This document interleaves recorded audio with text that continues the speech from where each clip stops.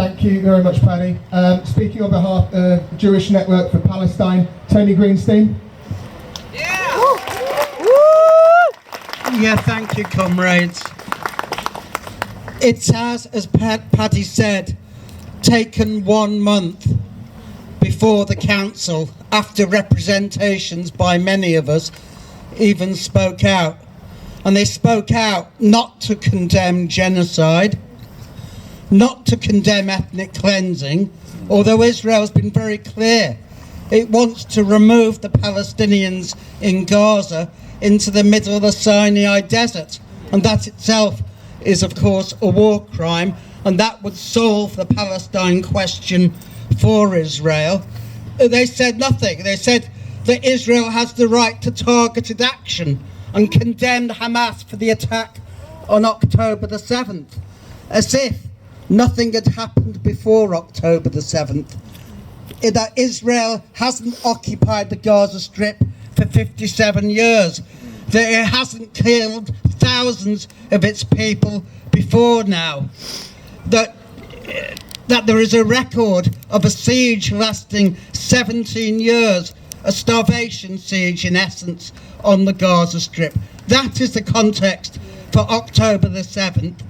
And what happened was a breakout from what David Cameron called the largest open-air prison in the world. Since when do people not have the right to break out? And the attacks, we were told, with all the colonial stereotypes that are applied to colonial resistance, that babies had their heads beheaded, that there were mass rapes, there were attacks on civilians. It turns out that no one under the age of 3 even died. It turns out that Israel bombed its own army bases, and for good measure Kibbutz Beria, with tank shells, because it didn't want them to be exchanged for Palestinian hostages, which is also not mentioned. There are now 10,000 Palestinian hostages inside Israel, over 1,000 of whom don't have any trial. They're in what's called administrative detention, and the rest are tried in military courts, which have a 99.7% conviction rate, which suggests they might not have a fair trial. That is the context in which October the 7th happened.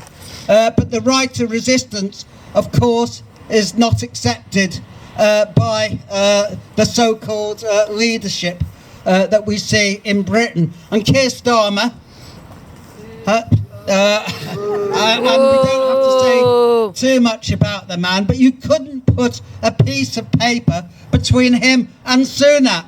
His only policy is to follow Genocide Joe in the United States. And whatever the United States does, he plays follow my leader.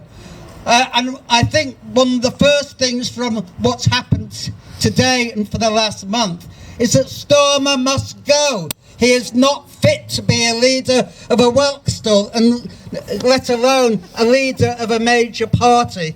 And for someone who says that he's rooting out anti-Semitism, what he's actually done is to increase anti-Semitism and to increase racism, because he's associated Jews with the horrors of what is happening in Gaza today. And they are horrors.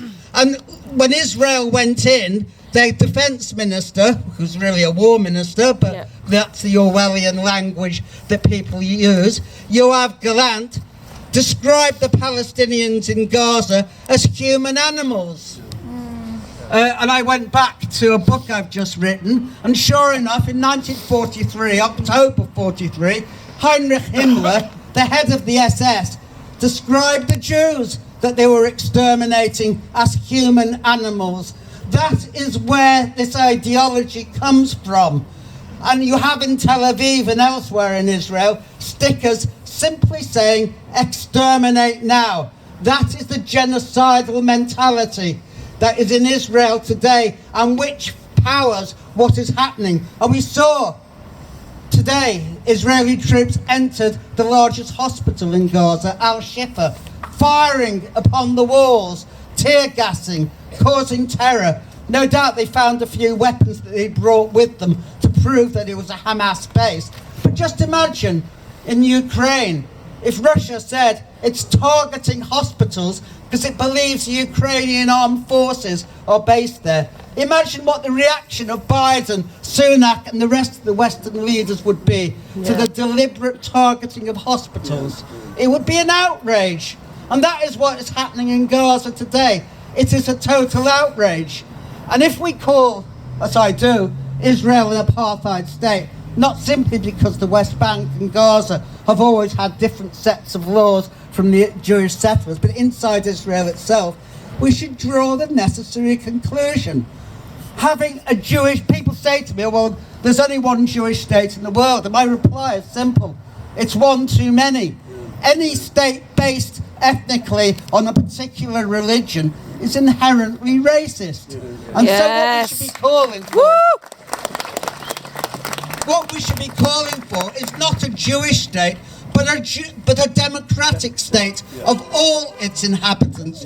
And we must be clear today, we're not going back to what was in existence before October the 7th.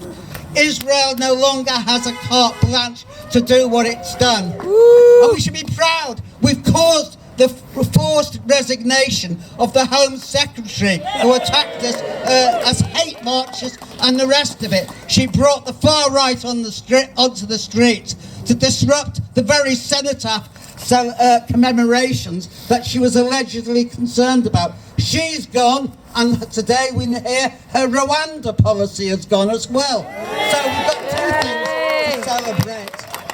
But we have to ensure that British and American imperialism can no longer support carte blanche their Rottweiler in the Middle East and allow their attack dog to destroy whatever it wants to. Thank you, comrade. Thank you.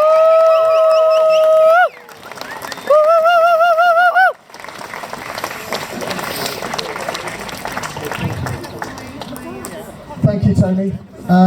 We've got some words from Mark Abel. Mark, can you come forward? Perhaps introduce yourself in the capacity in which you're speaking. Thank you, Matt. I'm Mark Abel. I'm chair of the University and College Union at the University of Brighton. This is our branch banner here. I'm very pleased to say that our banner is here and that it's the banner that has appeared on most of the London marches recently and the marches and demonstrations in Brighton in solidarity with the Palestinians. And I want to say something about why it's here. And I agree with Andy.